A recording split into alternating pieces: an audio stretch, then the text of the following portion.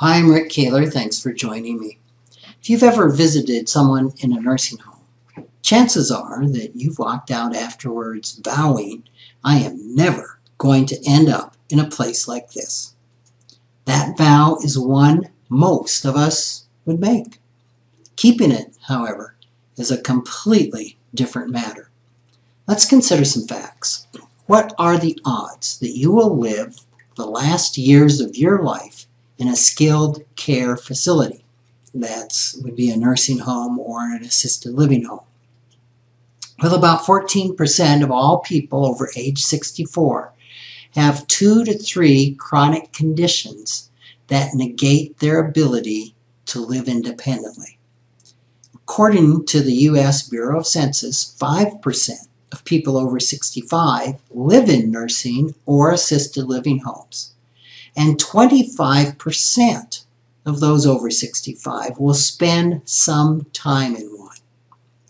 The chance of staying in a nursing home increases by 1.4% a year from the age 65. So almost 50% of those over age 95 live in nursing homes. While staying in the comforting surroundings of one's home is what most of us would prefer, just saying so isn't going to make it happen. Unless you have a written plan and the finances to carry out that plan, the chances are high you will not be able to afford living in your home once you need daily assistance of some type. The problem is that spending your last years in a nursing home is expensive. At rates of around $7,000 to $12,000 a month, it is very easy to spend $250,000 or more during the last years of one's life.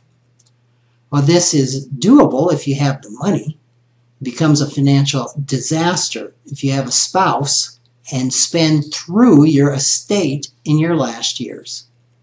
In this case, the first one to die wins at the expense of the survivor.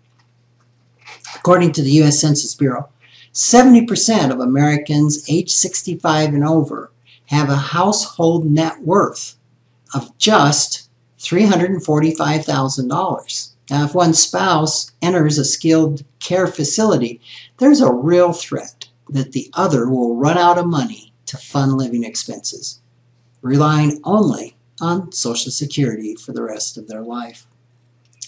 Once someone's assets are spent down, Medicaid will begin paying for nursing home costs. This may mean changes such as moving to a facility that accepts Medicaid and out of a private room into a shared room. It also may mean waiting for a bed to become available. The short version of the law is that Medicaid will begin paying once your assets are spent down to $2,000.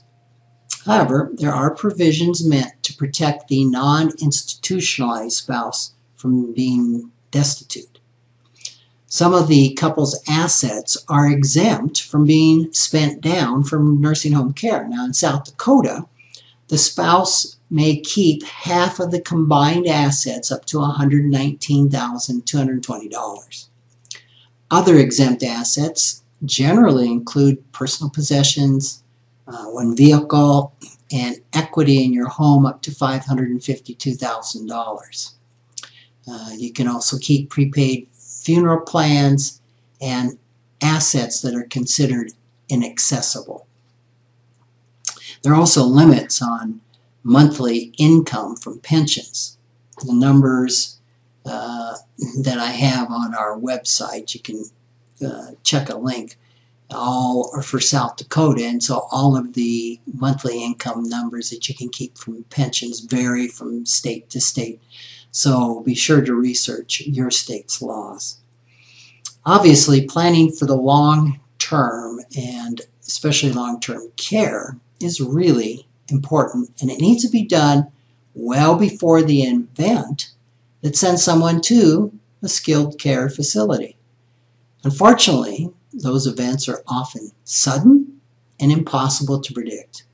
The sad reality is that very few people plan ahead. even those who do financial planning in other areas. There's a deep resistance that I've seen in my experience to doing end-of-life planning. That is really sad because the less planning you do, the more limited your options become. Thanks for joining me.